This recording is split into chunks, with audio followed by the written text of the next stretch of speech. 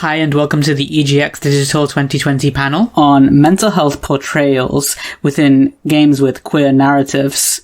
My name is Sachin. I'm a mental health doctor or psychiatrist, and I'll be moderating the panel today. And I am part of a group called Gaming the Mind, which is just a group of mental health professionals who look into how games and mental health interact.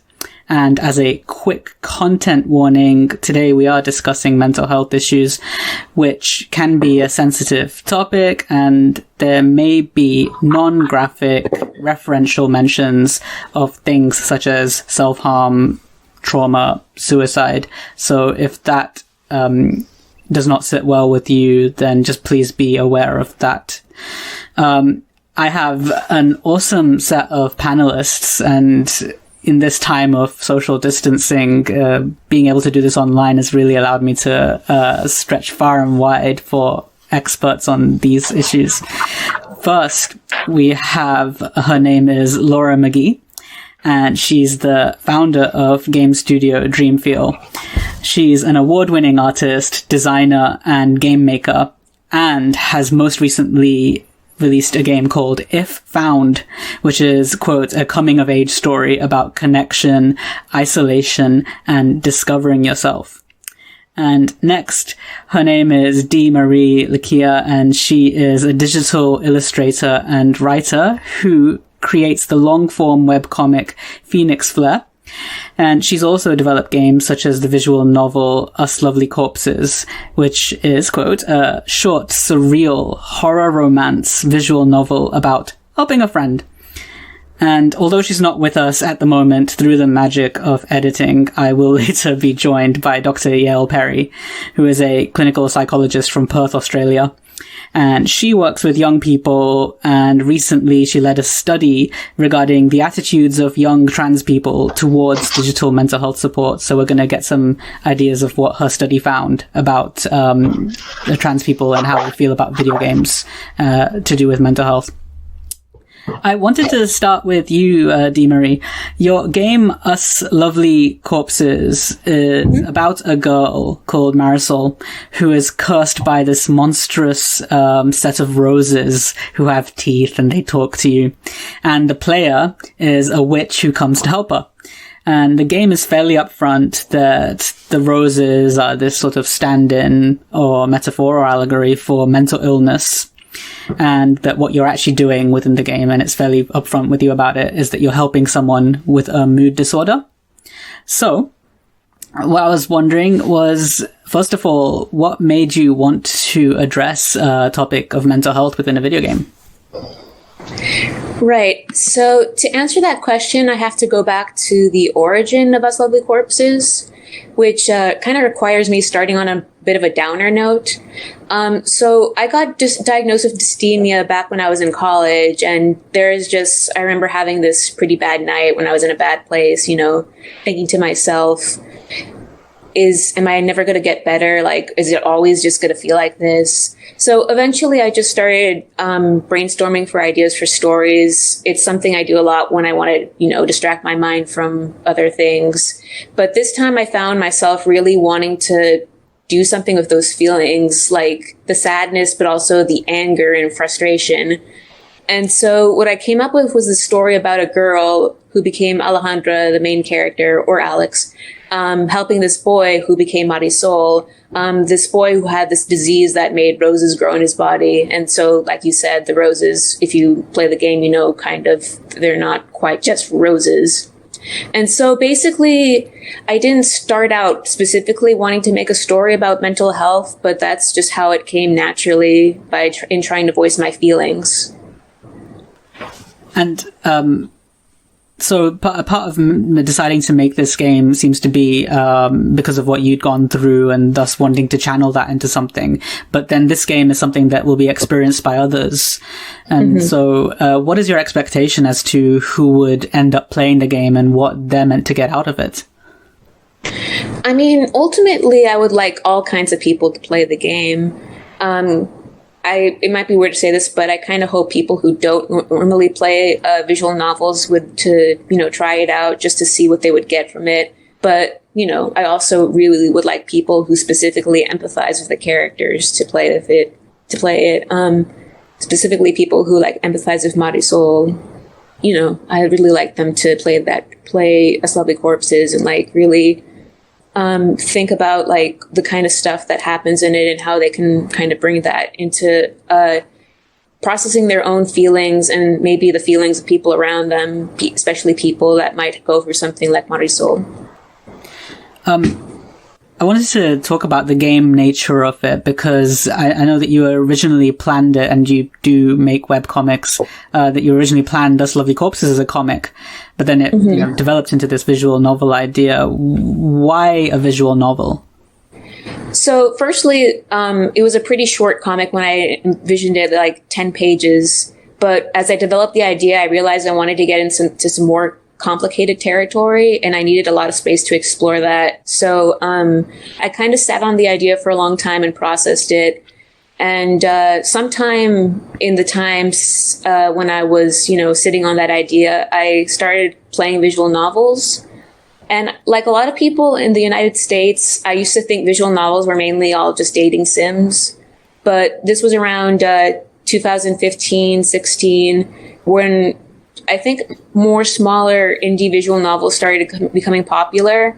Ones I played were like Pure Tears Were My Light by Nami, who's made several games like the Lonely Wolf Treat series. I played We Know the Devil, which is made by the team who would become Worst Girl Games. So, these were very short games about romance, but not really in the way digital dating sims were. And like, they ended up being very personal stories sometimes. And that made me realize that this was such an untapped medium for storytelling, at least in the United States. I found like visual novels to be a really great medium for shorter, more personal, more weird stories, especially because of the interactivity element, which I think brought a lot to Us Lovely Corpses specifically because, so the idea of Us Lovely Corpses is that you have to cut each rose to get to Body Soul, but I didn't want the player to just, cut, just rush to the end. So I added puzzles that required information that you can only get from listening to the roses, but you don't know which rose will say this important thing, so you have to pay attention. So in paying attention, you like learn about Marisol and, hopefully come to care about her, even though you don't meet her until the very end of the game. At the same time, you also have the yellow roses, which I kind of joked about with my boyfriend, are like the locked Twitter accounts of roses. You're specifically told you shouldn't listen to those, and if you do, you get a game over. So you have to be careful and pay attention, like figuring out where to give Marisol her space. And I thought that was a really good way to use the medium. And in terms of paying attention to the roses, and they all have different colors, so they all represent this sort of different aspects of, the emotions or the feelings that she's going to convey to you. Right. Through those, you also get some hints about what she's gone through in her past, and there's some evidence that her parents maybe aren't accepting of how she dresses, saying that that her shorts make her look like a woman who likes other women. And there's some indication she may have internalized some of this, and she has low self-esteem and poor body image. What was your intent with showing this rocky relationship with her identity? And did you intend for that to play into how she's currently feeling? I guess I intended that to be just, yet another facet of her personality that come to make Marisol her. Like you said, she has self-hatred, self-esteem issues. And then you add in those comments from her mom. Just the idea that, one's family may reject you. It's such an incredibly distressing feelings. One of many factors that just makes her how she is. And it's just a fear that many people in real life must live with. So it's one, very real thing I wanted to include in this fake little video game.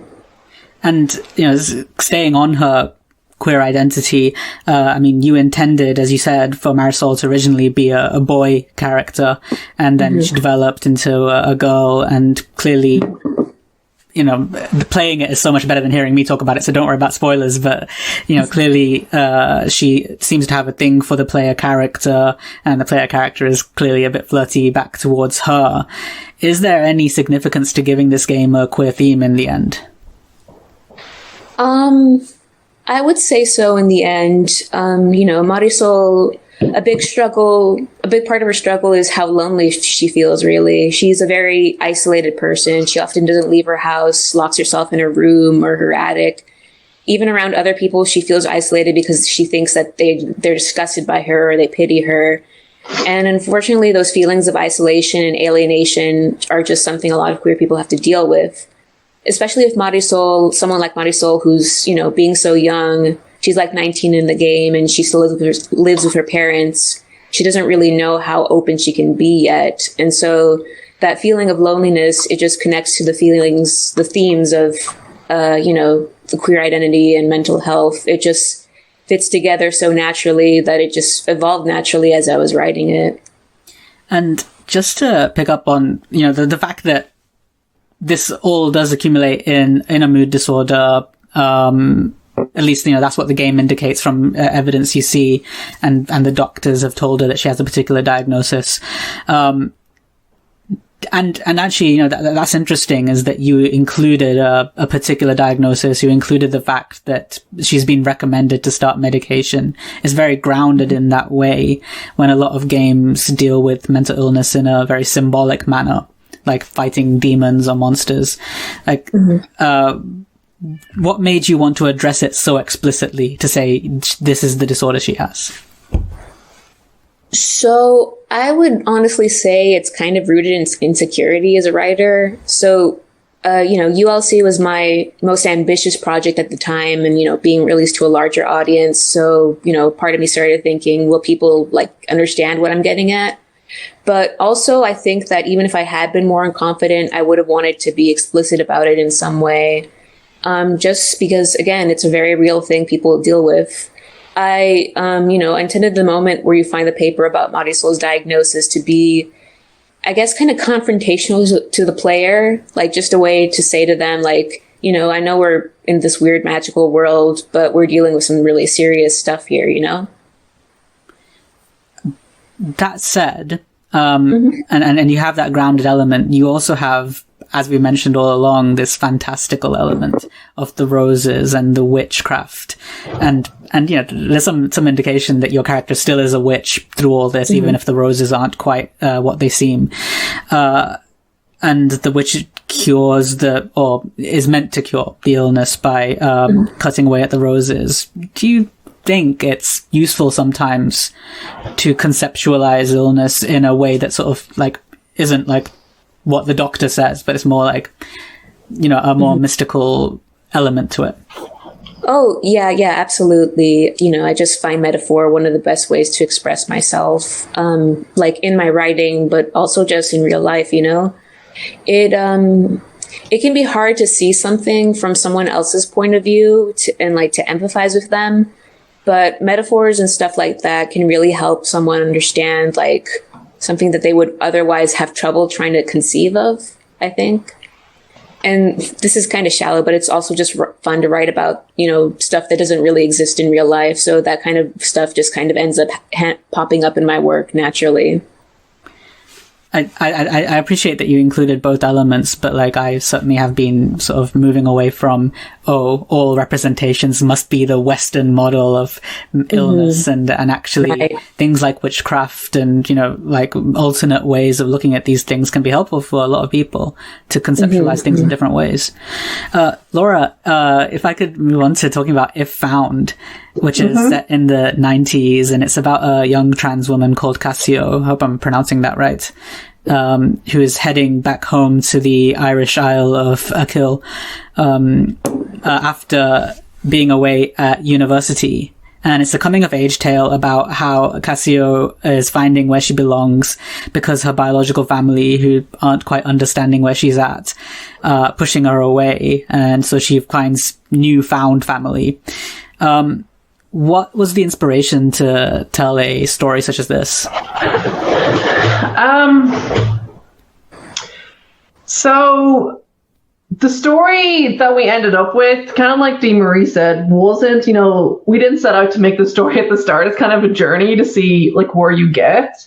The original inspiration was working with Leah, the lead artist, and we wanted to create a story told through a diary, kind of to make the most of her art. And I thought it was a kind of really interesting medium to explore. And then we kind of discovered what if you could erase things from the diary? And then taking those two elements, what was the story that this told? And so then we very quickly developed like the character of Cassio. And originally it was like following her struggles, kind of like relating to other people. She's kind of off an age where it's like the expectation is this kind of like very normative, like, okay, you gotta like find a partner and do all this kind of stuff, and she I was going to follow her like relationships with people and it not working out. But as we kind of developed the story more of my own like personal experiences kind of like started seeping into it, and Cassio's kind of trans identity went from like a headcanon, so like I had a headcanon of my own characters, to like kind of front and center. And then there is like, the family, and then the friend family and stuff, like the fan family she finds. So it was very much like a process of kind of discovering the story and not being able to write it as anything else. Yeah, and I think you also mentioned that she, as you said, in headcanon she was a trans character, but that was not originally the case. Does conceiving of her in that way, and I know obviously that then becomes a sort of crux of the plot because she gets pushed away because of that, but is that sort of important for her emotional journey? I think, so like it was kind of finding out who the character was, and I think, like her experiences as a trans woman, like kind of influence a lot of things. It references, she's coming back to Ackle. Like people don't know who she is, strangers. She has an accepting from her friends, but her family are very much rejecting who she is. So she's dealing with a lot of different things, and none of it is stuff that she kind of like willingly brought on herself. It was stuff that like the world kind of brought to her. Just it's a similar question to what I asked before to Marie, but If Found is very compelling. It's got this very energetic eraser mechanic which gives it this kinetic novel energy. But why make it a kinetic novel? Why wouldn't it ever worked, for example? Or it could have, but as a comic, for example? I was thinking about the last question. Just like it's kind of like she's like a shell of a person too. I think it's interesting how like the kind of how the experience kind of shapes her. And I wonder like if that's like related in any way to like how like trans and LGBT people and people are marginalized in different ways. They're kind of like slightly more radical because they kind of like are forced to be. But why is it a video game? I guess, like I love stories like of all kinds, and I really want to tell stories, but again, kind of like echoing Marie, there's just so much like untold potential in video games, and they're like, there's a very narrow picture of what they should be, and they don't need to be that at all. It's just this combination of like digital technology plus storytelling, and that's why I'm trying to tell stories in it. And so then how that shaped what the game became, I think the act of like taking part of it wouldn't be possible, but also, even from like a production point of view, the fact that, as like an individual or a very small team, like you can create art and put it out there online and like have people like share it and play it. I think that's really cool, and that's not as easily possible with other like media. So like I love seeing like stuff like Bitsy and everything. So like that's one big draw for like video games. But why this novel in particular? I mean, it's interesting that you say novel, in fact, because the game was a lot more like had like kind of free-form movement, and I wonder if it would have been called a visual novel if we had done that. But the one reason why we decided to kind of focus on a kind of a tighter control was A, like kind of the power it gave us over like the pacing of it, and B, probably we wouldn't have like finished it in time. But like the power it gave us over the control of pacing, but C, it also just makes us like so much more accessible, you know, like random, like, you know, strangers, like my parents, you know, who are in their like, you know, late 60s, like finished their first video game by playing through it. And that's like really cool. I love that people can play it and have those experiences. And I think that's like one thing that was like rad about the visual novel aspect. I think the novel aspect's cool too, because there's like the characters and it's like about the emotional and the journey and stuff, which, you know, we decided to put the story kind of ahead of like just twists on gameplay or whatever. Yeah. But we could then also, the interactivity allowed us like the freedom to like, you know, have these little expressive moments, you know, kind of like Marie like mentioned, like these little like touches that are expressive and tell something, you know, whether it's like the overall scope of the erasing or whether it's like a little kind of cut or transition or like a little interaction. Yeah, there's just so much more like little tools that you can play around with. And I mean, you know, the word novel, I guess, you know, gets into a whole definitional thing, but I do remember after I finished playing, I told my friend of Irish origin to play it, and he said, "Oh, this is the future of novels." I think it's just how it sticks to that sort. I think it's cool. I don't think anything replaces anything, but I think, you know, we're so like, even the novel, like, you know, I don't know what it was, like the 16th century or something. It was like this whole new way to like structure a story. And I think in terms of writing, we're so stuck in the past, and like visual novels, you know, they're always like beautiful mediums, and like video games in general that are totally ignored because people are like, oh, it's just for dating sims for like teenagers or something. And it's like, yo, you're like missing everything.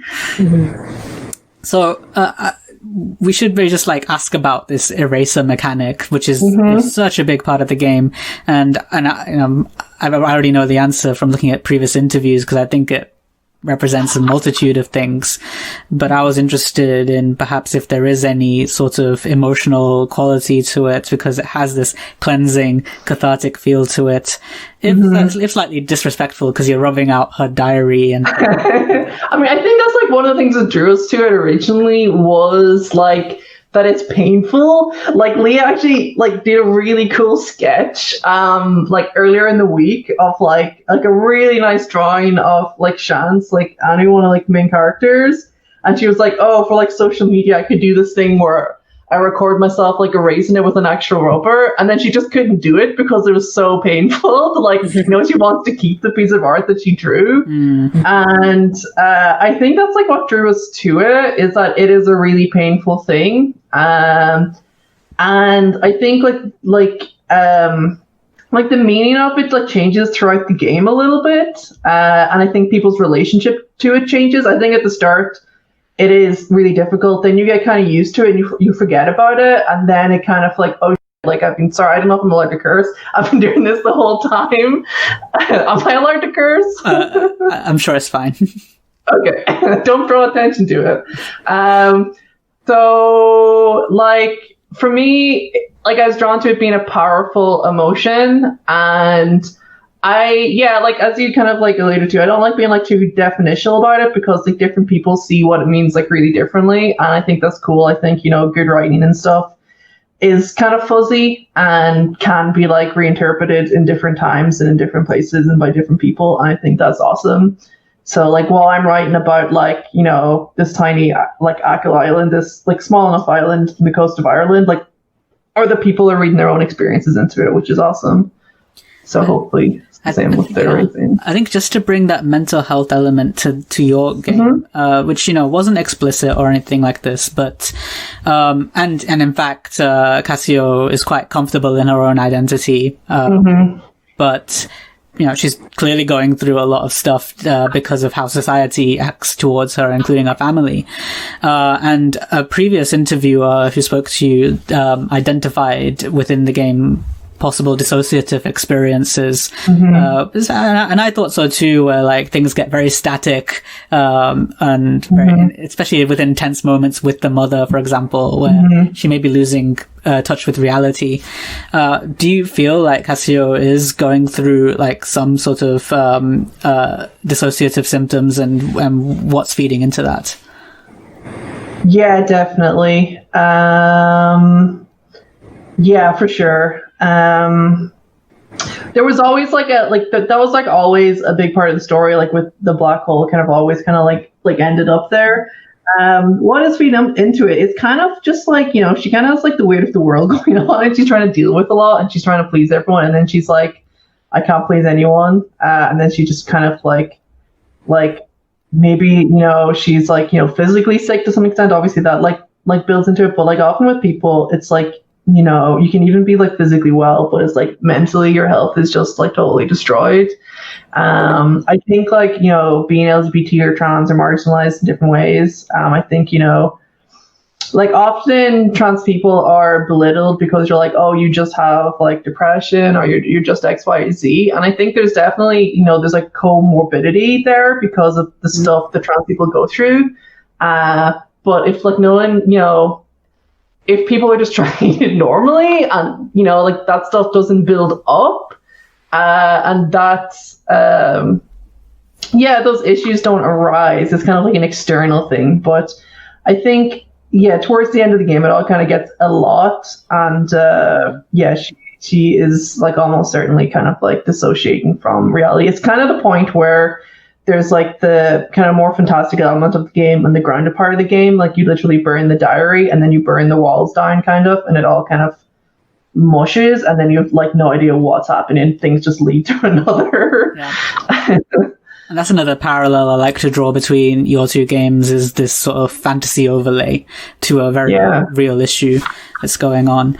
I think if we just bring you both in to speak about these issues more broadly, I was wondering, so now if we just talk broadly about the intersectional representation of mental health issues within queer games, or queer characters within games that address mental health issues, how do you feel about games such as yours, or games of that nature, as a mode for self-exploration and self-acceptance?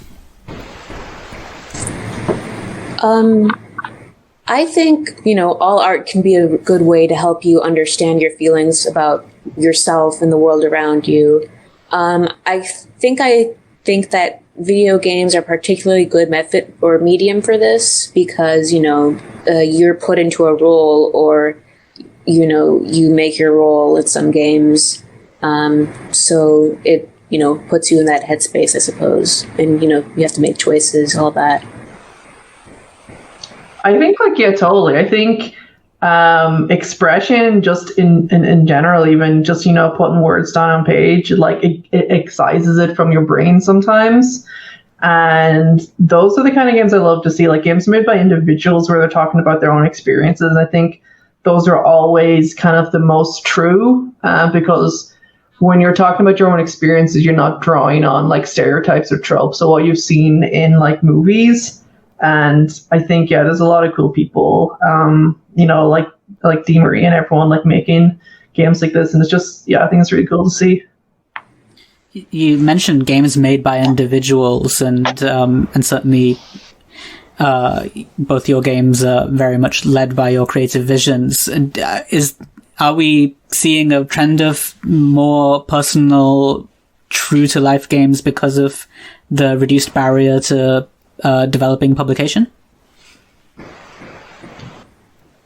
I think like there's always been this kind of stuff. I think there's like a broader base of people who can realize they can make games. I think like since the 2000s and with the internet, like individuals been able to make games, and there's always been cool kind of things. But, you know, I guess a lot of the earlier stuff was often inspired by, if it was still within like indie game culture, it was inspired by other games. Whereas now, like, there's more and more people, and people who like might not have grown up thinking of themselves as gamers, or people like who did but don't fit into Call of Duty kind of mindset or whatever now. So there's like a broader base, and yeah, I think that leads towards like more like interesting stories, more people like this sharing their own experiences. Right. And, I really agree with what Llaura says. Like, I mentioned myself, like the games that inspired me to make this my game. And I guess I would go on to add that maybe social media has a bit of a hand in this, that, it allows us to, communicate with each other like that we've never been able to before. And in doing so, that brings us to a lot of topics and subjects we never would like see. And, it allows us to think like, oh, I can do this too, going back to what Llaura said. I mean, that's what I kind of like, is that there's there's almost like a punk aspect to it. It's like when you have like these like super polished games, they're like, how the heck could any individual make that? But then when you see a game where it's like, oh, hey, this like, it's like I can see the like drawing, and I can see, it's like, where the seams and stuff are a little bit more obvious, with it fine, it's there's loads of sketches and loads of everything everywhere. And I hope that seems more accessible to people, and that's kind of like, an idea like planted in their brain that they can go do that. Yeah, it felt like a zine to me almost. Yeah, that's cool. Mm-hmm. We're working on some tools at the moment, which I'm excited to hopefully release in a month or so, for like making kind of like weird like drawing games and stuff. So that'll be rad. Awesome. Yeah, I'll be looking out for that. Just jumping off super polished, I want to get onto super polished representation. There's been some discourse, or basically because Tell Me Why has come out from Don't Nod, about quote unquote safe representation. Tell Me Why has a long FAQ that came out before the game came out about how they're going to safely tell a story about a trans man and his twin sister. And this gets on to, safe versus accurate, and, avoiding upsetting people versus telling true to life stories. Safe meaning like avoiding upsetting content or scenes of abusive conduct based on identity, or dead naming, or addressing traumas, or showing imperfections, versus showing what people go through. And I struggle to sort of understand what the right path is, and I'm sure it's very difficult. What are your feelings on this issue, about what you're allowed to represent and what you should do artistically, etc.?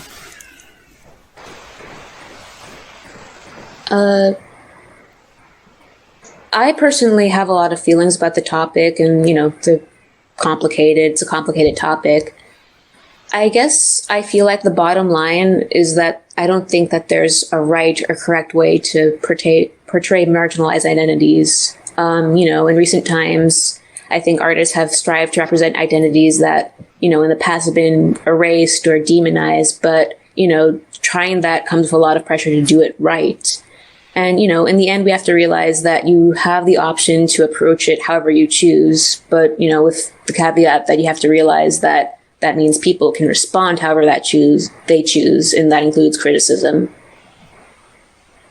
Yeah, it's tricky. It is like, on one hand, because I'm someone who made like sad trans game, so like I might feed it into that as well. But it was also important that it had a happy ending and it had hope. It's like, what is the point of using this trope or like these kind of issues? So like, it is really important to me with Casio, for example, not to like dead name and stuff. Like I like, it's like I don't even know what it would be, and it's like, what would that add to the story to have it in there, So I think there's elements, like if you're going to make something that's safe or not safe, like at the same time, you do want to see representation that's not just the sad stories. You want the game that is like the marginalized person just winning a football tournament or something. Like why does it always have to be the really sad ones? If you're going to make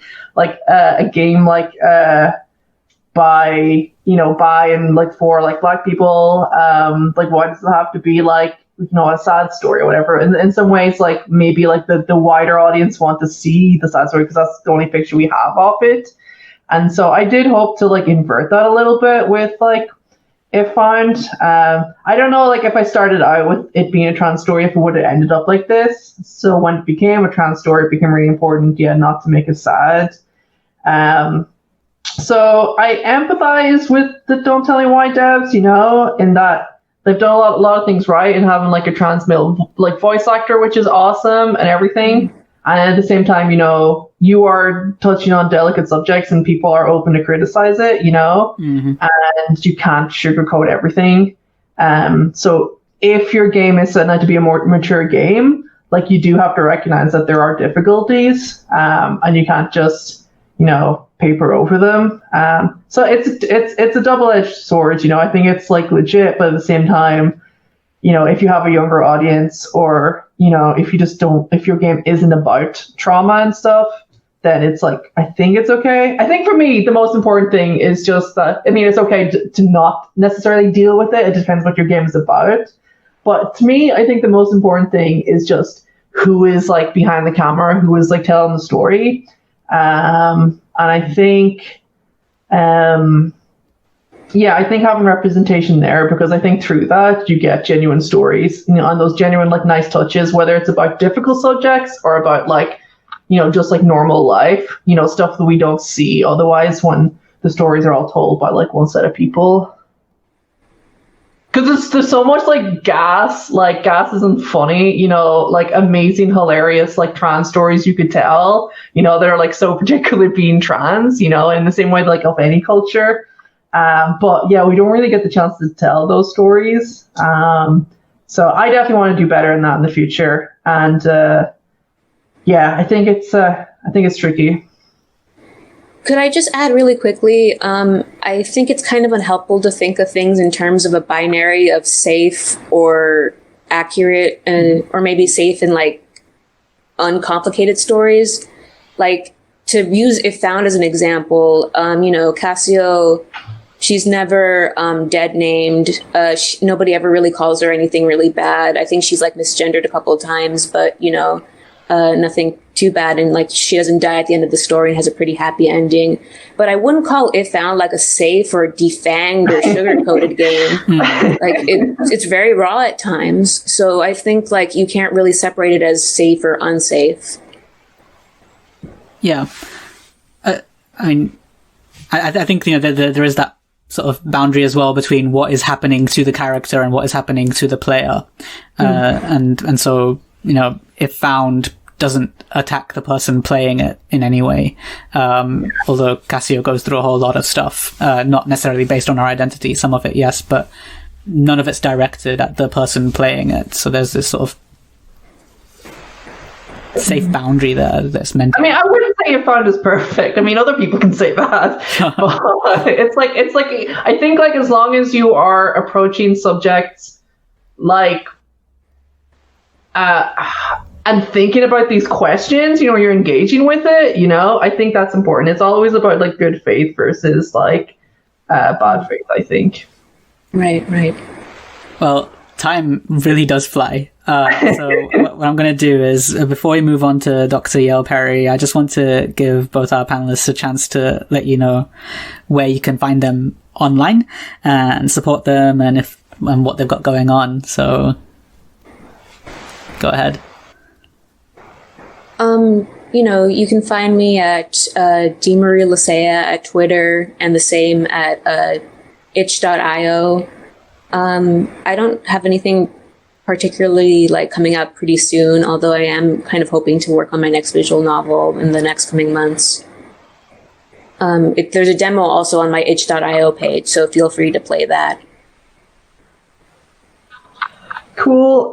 You can find all the DREAMFEEL stuff if you just search DREAMFEEL. It's a weird enough name, so DREAMFEEL, and we're on itch. There's like a few like older games there which are cool, and then currently we have If Found on Steam. And yeah, I really love to hear what people think, so like shoot us a message or something if you played it. And upcoming we have that tool that I mentioned. I think this is the first place I've mentioned it anywhere, and that's gonna be really cool, like for flat games and stuff. And yeah, there's like some stuff in the pipeline which will hopefully be rad. Awesome. I want to thank you both for your time again today and just talking about these really interesting but sensitive topics. So thank you so much to Marie and Llaura. And now we're going to head over to Dr. Yael. Hi, and through the magic of editing, we're back with Dr. Yael Perry, who is a clinical psychologist over in Perth, Australia. And so glad that you're with us today to give us a bit more of a psychological perspective on the issues of mental health games with regards to the trans population. But Dr. Thanks for having me. Oh, of course. And could I just ask you, first of all, to describe what it is you do involved with young people of gender diverse backgrounds and with regards to digital game interventions? Sure. So as you said, I am a clinical psychologist. That's my training. But really, I work primarily as a researcher. So I work at the Telethon Kids Institute in the youth mental health team here. And essentially my background is in youth mental health and in prevention of mental health difficulties in young people. But I have a particular interest in using digital technology to increase engagement and access and uptake of mental health interventions for young people. And in particular, I'm interested in using digital technology with marginalised groups of young people. So I do a lot of work with LGBTIQA plus youth, and in particular, trans and gender diverse young people. So I'm really interested to see how we can use digital technology to help engage young people in their mental health. Now, one thing that really caught my eye about the study that you've recently published in your team is that it's about the attitudes of young trans and gender diverse people towards mental health video games. And it starts with this baseline that, you know, they, like all young people, play a lot of video games, as in most of them play video games, and that they face barriers to receiving mental health support. And so there's this opportunity here of using games to help them. And what your study does is look at not like, is it effective, but what might they want out of it if it were to be used? Could you just start Exactly. Could you just start by telling me, within the trans community, do they face different mental health challenges to the general population? Yeah, so they don't face different mental health difficulties to the general youth population. The main difference is that they face those difficulties at much higher rates. So the kinds of common mental health difficulties that you see in young people, like depression and anxiety, are very common in trans and gender diverse young people, but we're seeing them at extremely high rates. So about 3 out of 4 trans and gender diverse young people have ever been diagnosed with depression. About 3 out of 4 have ever been diagnosed with anxiety, and 1 in 2 will have attempted suicide, which is a pretty terrifying statistic. And those rates are substantially higher than what you would see in the sort of general youth population. We also see a range of other mental health difficulties, things like PTSD and eating disorders, substance use disorders. So these are all present in the general youth population, but again, they're all elevated in trans and gender diverse young people. And would this be related to social stresses that they're experiencing with regards to their identity? Absolutely. So we know that the causes of many of these mental health difficulties are directly related to external pressures. So things like societal stigma, discrimination, harassment, even the sort of systemic barriers that they come up against in their day-to-day life. So in schools, not having appropriate uniforms and toilet facilities, difficulties with being misgendered or not being able to use their correct pronouns. Day to day, they're constantly confronted with these difficulties. A major source of mental health stress for them is a lack of support from families. So we know that parental support is a really big predictor of good mental health in trans young people, but about 2/3 of them don't have parental support. So all of these external pressures related to their gender identity, but not because they are trans or gender diverse, right, are leading to mental health difficulties in this population. Now, video games could be an avenue of mental health support. As your study said, the evidence isn't really there yet to support its use within, mainstream treatment. But what your study did was take focus groups of young trans and gender diverse people and ask them about their experiences of using digital technology and also what they'd expect. I want to focus on although it's a great study to read and it's very readable for anyone who wants to check it out, because it looks at what they've experienced already. But the part I want to focus on is they were talking about what they would find useful in mental health games. And we make a distinction because you were also talking about serious games, which are basically games designed to be therapeutic and not designed as entertainment. But, within the answers, they were talking about entertainment games as well. So what sort of things did you find out from speaking to these young people about what they'd find useful in games? Yeah, so it was really interesting because I guess one of the key themes that came out of the focus groups that we conducted was first and foremost, they want the game to be engaging. So that's non-specific to trans and gender diverse young people. It's like anyone who plays a game wants the game to be interesting, fun, engaging, and really the sort of key functionalities of the game were really important to them. Can we access the game? Is it cost-effective or free, ideally, for young people? Is there capacity to socialise with other people or other chat functions and networks connected to the game? The sorts of things that we know young people like about games in general.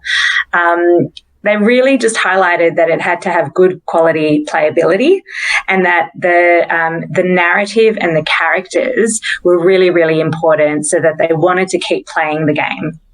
And I guess having relatable characters and an engaging storyline were really highlighted as important aspects of the game. I guess the next layer beyond that was that in terms of mental health content, they did see value in having mental health content within games, but in terms of the way that the games were pitched or marketed or designed, they thought that the mental health content should be more discreet and that the skills should be gained through playing the game, but rather than kind of slapping them in the face with them.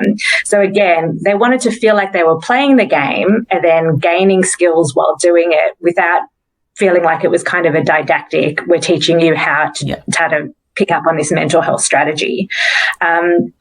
I guess in terms of their gender identity, it was really clear. And I guess, this sort of confirmed our hypothesis that they really wanted to be able to play the game as their expressed gender.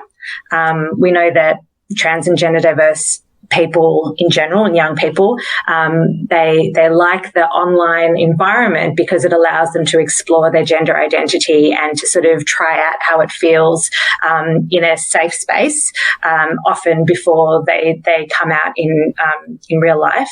And so being able to explore that identity in the context of a game was seen as a really beneficial aspect of gameplay for this group. And then I guess more broadly, they were really interested in LGBTQA plus representation across games. So they just really liked the idea of having it didn't necessarily have to be gender diverse, but having a range of sexual and gender identities involved in gameplay, and not in a kind of stereotypical way or a tokenistic way, but just making sure that there was representation within the games that they played. And what I'd been speaking to with the two previous panelists, Llaura and Marie, was also about safe representation. And they were getting into sort of the subtleties of what should be portrayed safely and what should be portrayed, in an artistic truth.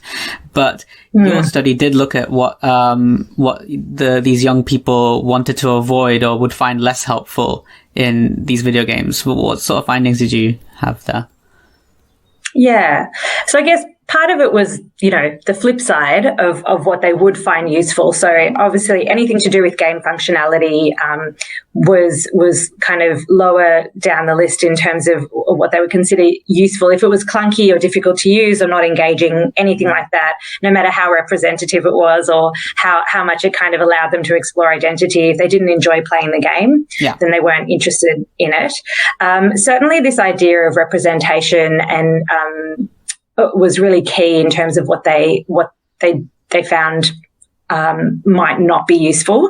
So even if it was a really fun and popular game, if there was a lack of representation, if it wasn't LGBTQ inclusive, if they weren't able to express their gender identity appropriately, then no matter how much they wanted to play the game, and this was true of commercial games as well, they didn't feel like they could because they felt excluded or they felt like they couldn't relate to the story or the characters or the game more broadly.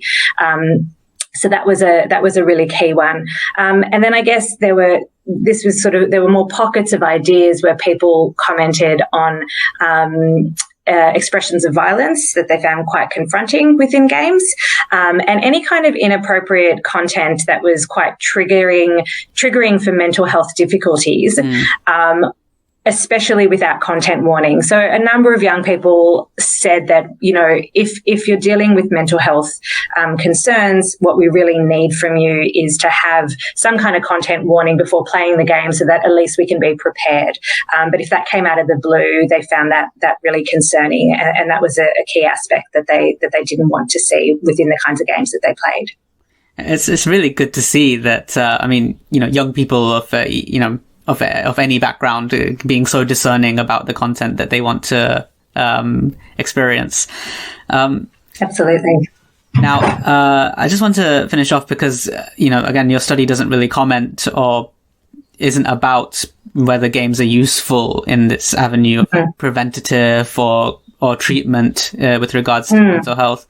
But what's your opinion on even theoretically, would this be a good thing? And do you see it being a good thing?